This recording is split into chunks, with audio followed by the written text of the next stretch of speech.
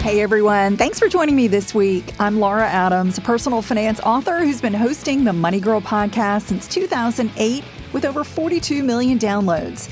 Here on the show, I cover a wide range of personal and small business money topics like building credit, dealing with debt, investing for retirement, owning real estate, taxes, insurance, money management strategies, and lots more. I would love for you to subscribe to the podcast if you haven't already. Also, let me know your money questions or comments. A lot of the shows come from your ideas and your questions. You can leave a voice message by calling 302-364-0308 or send me an email using my contact page at lauradadams.com. Today, I am super excited to be joined by Denise Piazza. She's a CPA and managing partner of One Street Capital, which is a private equity real estate firm. She's one of my favorite real estate experts because she really understands investing at a very high level. She's an expert in private real estate investing, which is also called syndication, which is basically when you invest with a group of professionals. So instead of investing in a property that you pick out and you buy on your own, you let an experienced team of professionals find profitable deals on your behalf. Denise has a really impressive background. She's worked in real estate, accounting, finance, risk management for over 20 years. She's had finance and accounting roles with top Fortune 100 companies and managed over $1 billion in acquisitions, joint ventures, and asset dispositions, making her a genuine expert at analyzing data and developing financial models. She's been involved in over $300 million in real estate transactions as an angel investor, general partner, and limited partner with thousands of units, and she's raised millions of dollars in private capital. Additionally, Denise has served on the Women's Leadership and Risk Management Committees of Fortune 100 companies. So whether you're brand new to real estate, you want to become an active investor, or you prefer earning passive income while somebody else handles all the details, don't miss this episode. Denise has incredible amounts of wisdom and experience to share with us. Here are a few of the topics we cover. We talk about questions you should ask before investing in real estate and common mistakes to avoid. We talk about essential criteria for choosing real estate with the most potential for long-term profits. We talk about different types of active and passive real estate investments you can purchase, whether now is a good time to invest in real estate given where interest rates are. We cover some unique tax benefits like depreciation that real estate investors enjoy. We talk about the upfront capital you need to participate in a private real estate investment deal and some typical returns you might expect, and how to join an investor network for access to private real estate opportunities no matter your level of investing experience. So please enjoy this interview with Denise Piazza. Denise, welcome back to the Money Girl podcast. Thank you for having me, Laura. I'm excited to be here again. Yeah, I am so excited to talk to you about real estate. This is one of my favorite topics. I know many people in the audience are really struggling with, how to get into the real estate market. Should they buy a home? Should they buy an investment? There's a lot to think about. And so I'm really excited because I know you can cut through the confusion and really give it to us straight. So tell the audience a little bit about your background, how you got into real estate investing, and maybe a little bit else about your professional career. Absolutely. So the intro resonates with me about struggling to get the best way to get involved and what makes the most sense for each person's situation. So I'll share a little bit about how I got involved, and hopefully that helps folks understand different avenues that they can take and some of the pitfalls that I experienced and that I'll talk about throughout the show. But I began really working with the real estate industry over 20 years ago with several of my clients while I was working at an accounting firm. I was preparing returns for some of my highest net worth clients. And I had noticed that one of the common denominators across their portfolios was real estate investments. And that was largely due to the tax benefits. So being a CPA, that's something that was resonated with me. And I knew it was something that I eventually wanted to have in my portfolio. At the time, I didn't have the resources or the liquidity. But fast forward a few years later, my husband and I, who are actually both CPAs, so we say, if anyone has trouble falling asleep at night, please call us and we can tell you all about our day. I love it. But but we began to invest in real estate across just multiple asset classes. We had networks of several clients that had invested in real estate, and we purchased single family homes, invested in things like triple net lease, retail space, and multifamily, which is really just apartment assets. And then more recently, we've been focused on the multifamily or apartment investing space. And we started several years ago, One Street Capital, so we could take all of our lessons that we've learned over the past several years from these experiences in investing and provide others with education on determining what types of real estate investments there are and what makes the most sense for them with their investing goals, and to really know the right questions to ask before you dive into real estate investing. Yeah, there's a lot to unpack there. Let me back up. You mentioned triple net lease. Just explain that for folks who may have no idea what you were talking about. Absolutely. So that's really just when you can be a part owner of a property in which basically you are only responsible for certain things like property taxes and insurance, and your tenant in that property really pays all of the other expenses. You just own the building and you collect passively income from ownership of that building, but all of the expenses around it, like the operating expenses, the cleaning expenses, and all that other good stuff is the tenant's responsibility. Yeah. Do you think that's generally more typical with commercial properties? Correct. Okay. Yeah. Yes. Yes, very typical with commercial properties. When a company does not want to own their own real estate, they will typically, reach out to a company that may own several properties and lease out that space. Yeah, that's great. I used to own a commercial property that was triple net lease, and it was, so wonderful to kind of be able to walk away and let that tenant sort of make renovations they wanted and kind of handled everything. So yeah, very different from a regular single family home, that you might buy. There's a lot to differentiate between residential and commercial.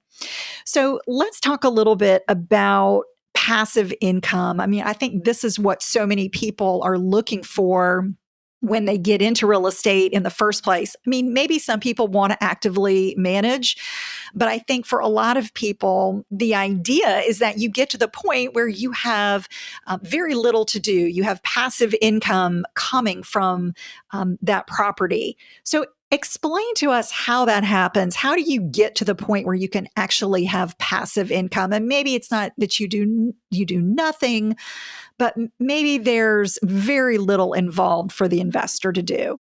Sure. And I agree. I mean, several people ask me exactly what I mean when I say passive income, because there's a lot of different sources out there and a lot of different meanings. But as it relates to real estate, it really just means that you aren't actively involved in managing the property. You make the investment, it's managed by an experienced operator, and you collect the distributions and earn the returns. And as you mentioned, there are a lot of different avenues that you can go down to get involved in real estate investing. You can pursue direct ownership and decide to acquire a property, such as a single family home, a duplex, and you can become the landlord. This is actually the path that both my business partner and I initially took when we began investing in real estate.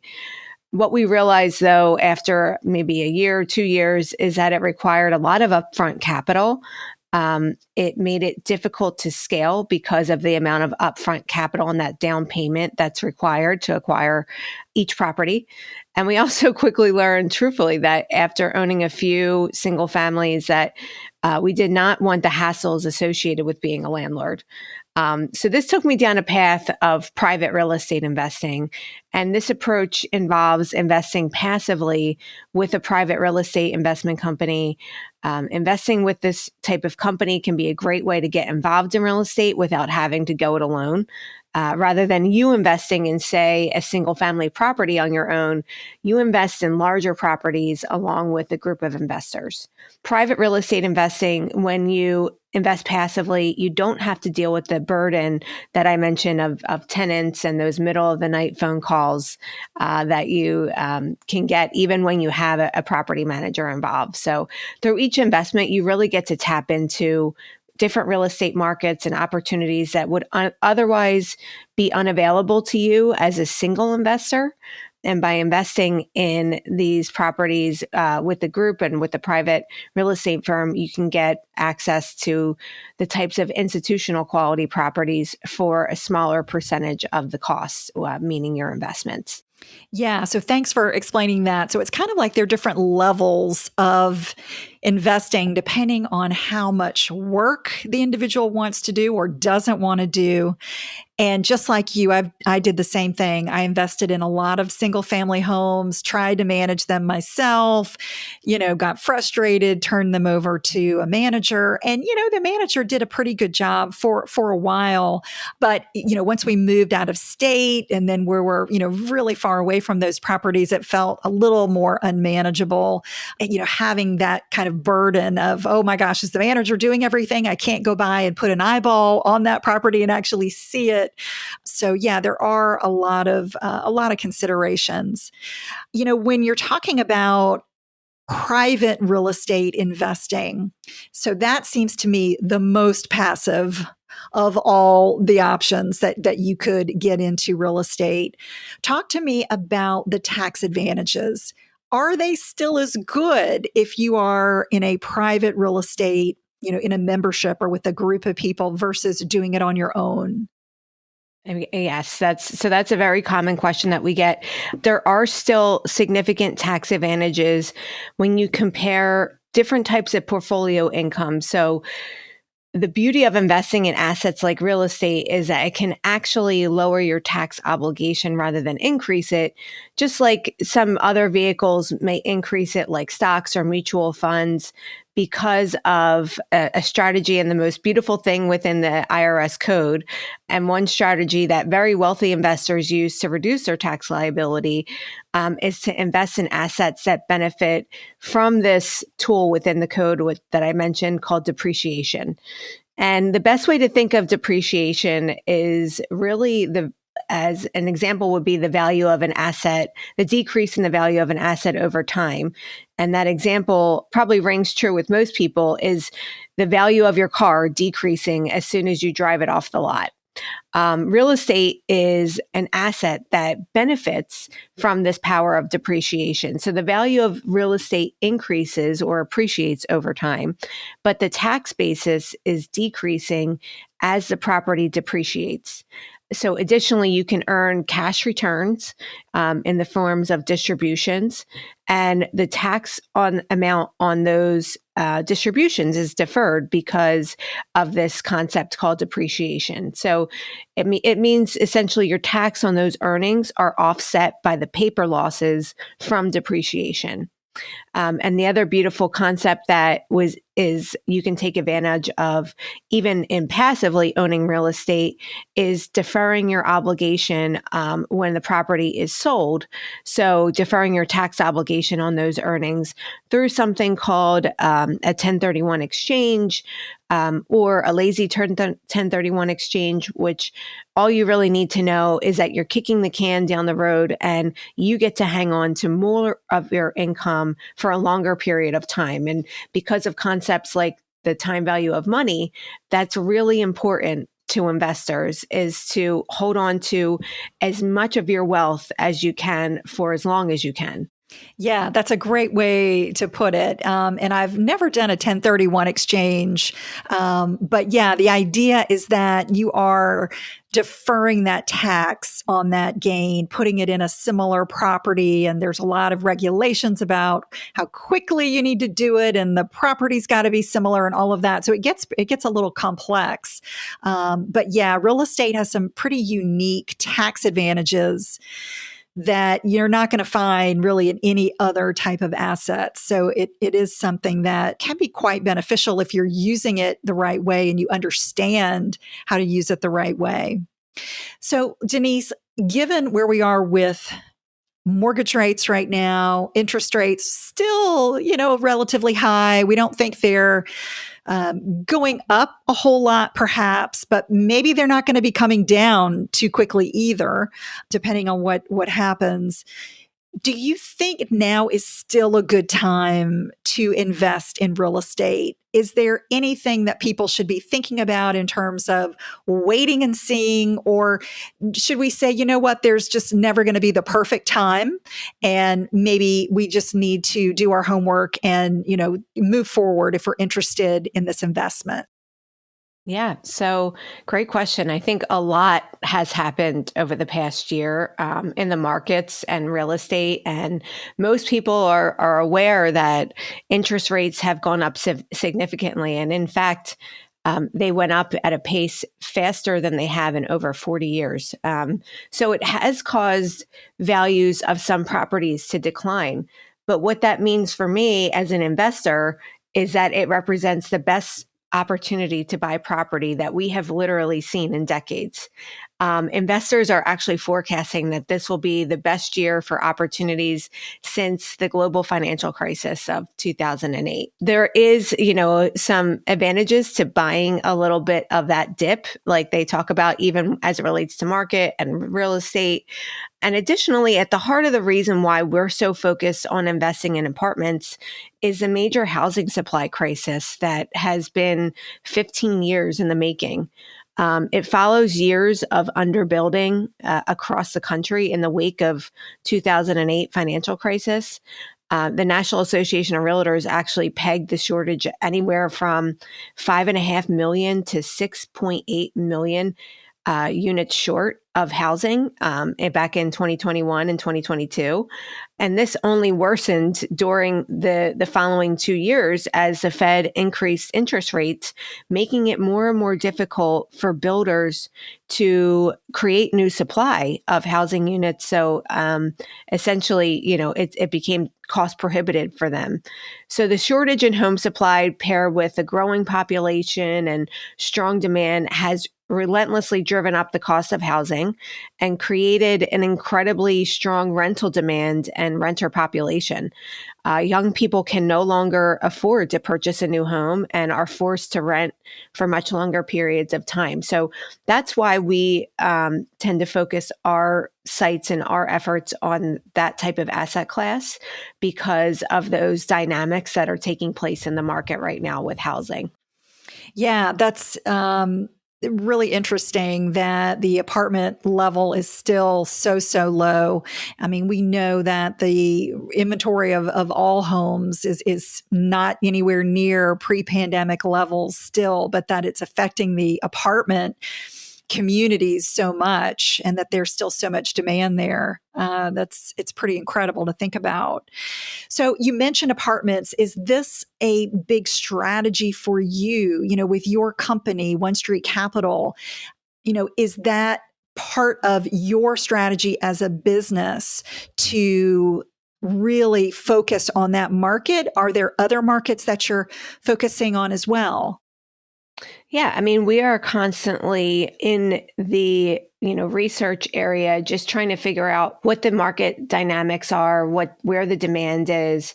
In addition to apartments, we also have invested in multiple other types of properties, things that, tend to to go with the housing area. So we've manufactured homes because of the housing affordability crisis.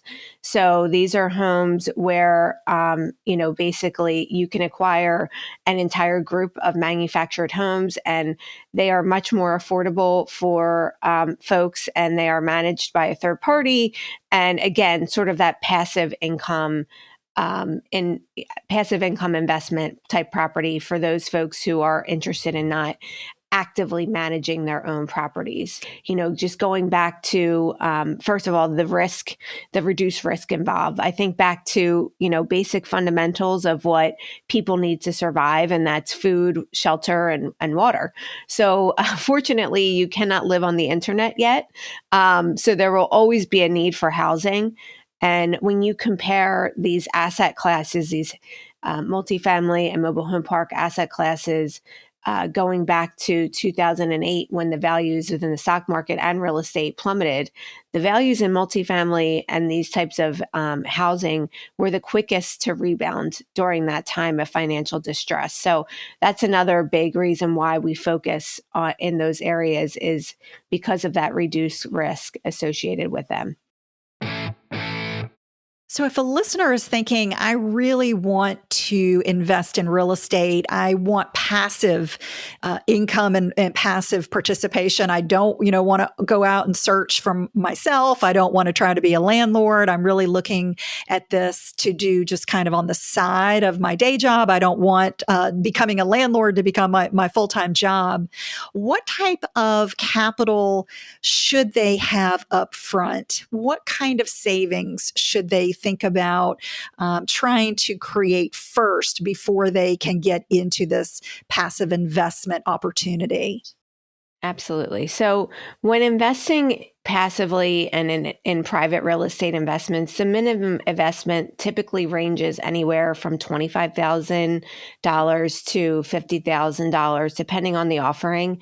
Each investment is structured a bit differently, but our goal at One Street Capital is to ensure our investors feel comfortable with their investments and understand and know the dynamics associated with them before placing a large investment. So we want them to test the waters before diving in with a significant amount upfront. So that's why we typically have why we're typically structured with a bit lower minimum investments than some other private real estate companies. So our last minimum investment was around $25,000.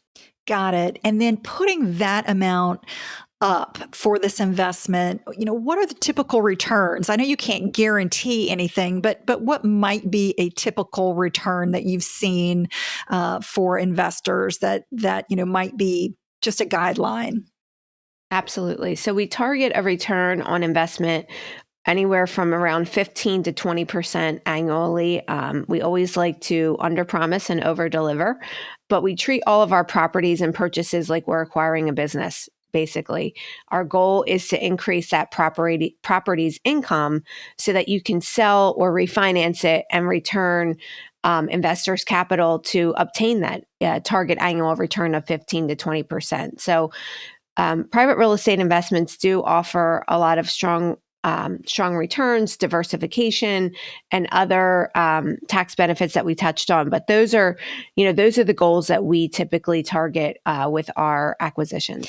And where are you looking? Is it really all around the United States? Are there, certain types of areas you're looking for? I'm kind of curious what you're vetting a property for when you're doing your homework.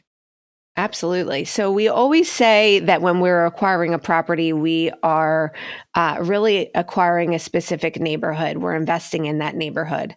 When we present an investment opportunity to our community, it's because we have spent a significant amount of time and energy researching that market first. So we have a few criteria that we look for. And the first is that we look for strong levels of population growth and job growth. We ensure there's a sufficient amount of job diversity. So you want to be in an area where there's a variety of industries supporting the local economy. Job growth is much less enticing if you discover that most of the jobs are in, one particular area. Say they're all in the tourism industry. Then you can see how when an event like COVID takes place, it can have a significant impact on your property. So you want good job industry diversification as well. A recession or that negative news story could impact something like the number of tourists and therefore the job growth and the population trend. So a diversified job market is much more attractive so that a hiccup in any single industry wouldn't affect all of the areas in the market as a whole. And we also we look to invest in areas with great school districts, low crime rates. As we all know, that will continue to have and facilitate those strong trends in population growth. Ultimately, those are the types of places where people want to move to. All of those factors that I mentioned are critical to us because it reduces your overall investment risk. Your property is much more likely to appreciate in areas with these population growth, good schools, and low crime. So not only are you increasing, the income at the property, but you're also just investing in that area, and that is going to naturally cause your property to appreciate in value.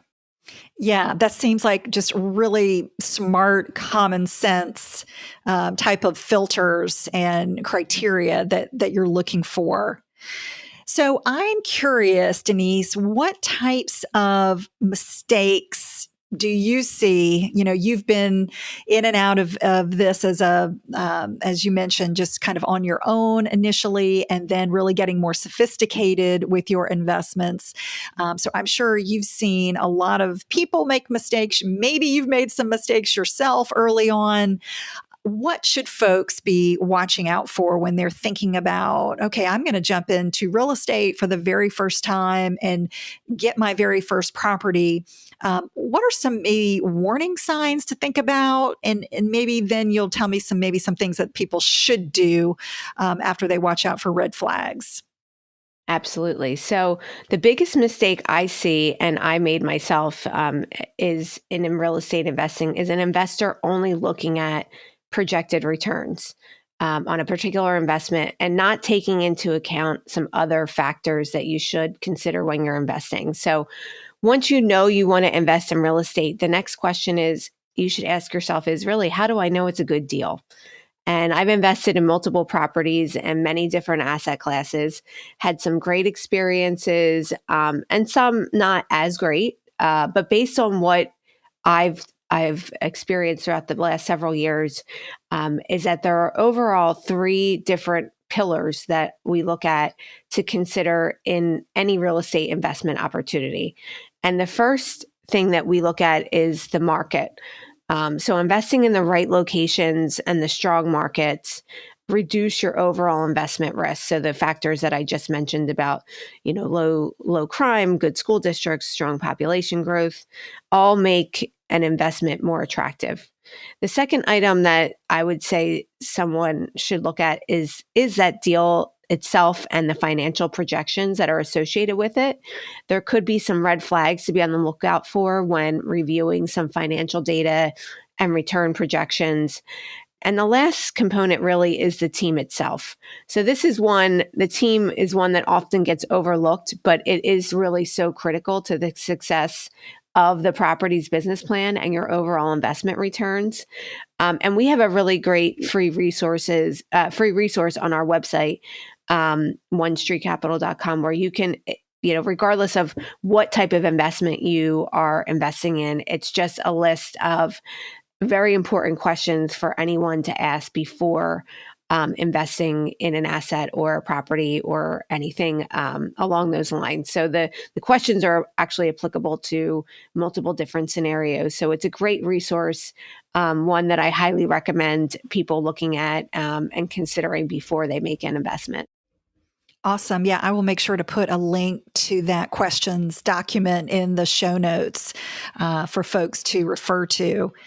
So, okay, so looking at those pillars, Anything else that are tips that you have for assessing risk, for managing potential risk as people are just out thinking, okay, what's my first step? Where should I go?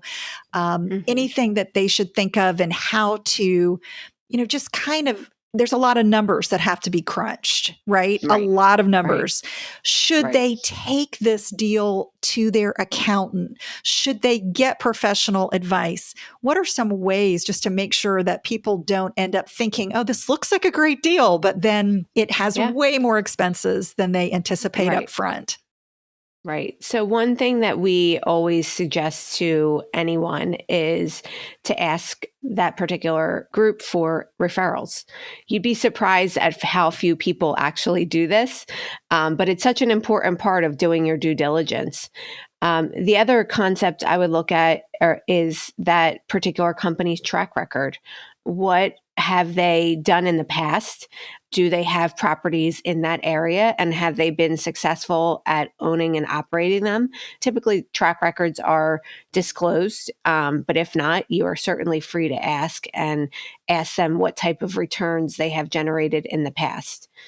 Again, there's also those lists of questions really that I think is a great resource that can be applied to any investing opportunity, and it will help pinpoint those red flags that you mentioned for investors. But again, sort of the referrals, the track record, all of those things help do that or contribute to that due diligence that someone should utilize before investing. That's great. I'm curious if you have any success stories from your investing network, maybe some great deals or something that just kind of shows the potential of using Hmm. real estate to generate passive income, because that's really the goal here is, trying to make it as passive as possible. Does anything come to Absolutely. mind? Yeah, actually, our most recent acquisition, and that was going back to 2023, we purchased, it was a huge win for our investor base, and we purchased the properties for around $80 million. It was a set of two properties. And recently, we received outside third party appraisal back, which assigned the value of those properties at over $113 million. So it was resulting in over $30 million of instant equity for our investors. And what I like to think is equally exciting is that we just acquired them and they're already distributing close to 8% cash flow. And again, because of the tax benefits that I mentioned, from an after tax perspective, because we do things like depreciation and all of that good tax stuff, all of that is basically cash, after tax as well, 8% after tax. So, and then we'll have our goal when we refinance or sell the property of making that, anywhere from it's projected to be a 17 to 20% annual return. And one of the reasons why we're able to do stuff like this is because with this particular property, we are keeping 50% of the units in this area as what is considered from a tax perspective affordable. So we are not renovating 50% of the units, and we are keeping rents at a targeted level of about 60 to 80% of the average median income within that area. And that actually allows us to partner with the Texas Housing Authority and eliminate all of our property taxes for the facility. So, if you know anything about the state of Texas, which is where we acquired these properties, you know that property taxes are always a significant number. So it both serves as a built-in value add for our investors at purchase, and also helps to provide that downside padding, of the value of the property, just simply because of the great purchase price that we had on them. So it's really been an exciting period of time. Oh man, congratulations, Denise. That's super Thank you. impressive. Thank you. Yeah. And, that just goes to show that there is a lot of power in numbers, and, having a group and knowing a lot more about an area and the tax situation, all of that is a big part of the potential return on that property and on that investment. So you kind of don't know what you don't know, in many cases, and having the power of other folks who are doing this for a living is incredibly beneficial. So, that's something that I think the average investor would know nothing about, nor have the ability to get in on, a deal of that size, obviously on their own. So that is fantastic. Denise, is there anything else that listeners should know about working with you if they're interested in getting involved in passive real estate investing? Obviously, they can go to onestreetcapital.com. We're going to put a link to the resources, the questions, and the show notes. But what would be the first step if somebody is interested in working with you or just learning more about the process? Absolutely. So they can join our investor community on our website, onestreetcapital.com, as you mentioned. And once you join, you can access all of our free resources, and you'll also get access to our deal pipeline. But for your listeners, Laura, we also created a resource, and that's the Guide to Passive Investing in Real Estate. That regardless of whether you just want to educate yourself or get more familiar, we will send you that once you sign up for the investor community and you mention Laura or the Money Girl podcast. We are happy to send that to you. And you can always, as another option, you can always reach out to me directly, even if you just have a question or tax question on this whole area of investing. I'm happy to help in any way. You can email me at denise@onestreetcapital.com. So any of those ways, Laura, we love to chat with folks. We have a big group, and we are always excited to have people reach out with questions or join the community. A big thanks to Denise for joining me on the show today. If you're enjoying Money Girl, take a moment to let us know by rating and reviewing the show in your podcast app. That's all for now. I'll talk to you next week. Until then, here's to living a richer life. Money Girl is a quick and dirty tips podcast. It's audio engineered by Steve Rickyberg. Our director of podcasts is Brennan Gachus. Our digital operations specialist is Holly Hutchins. Our advertising operations specialist is Morgan Christensen. Our marketing and publicity associate is Davina Tomlin. And our marketing assistant is Cameron Lacey.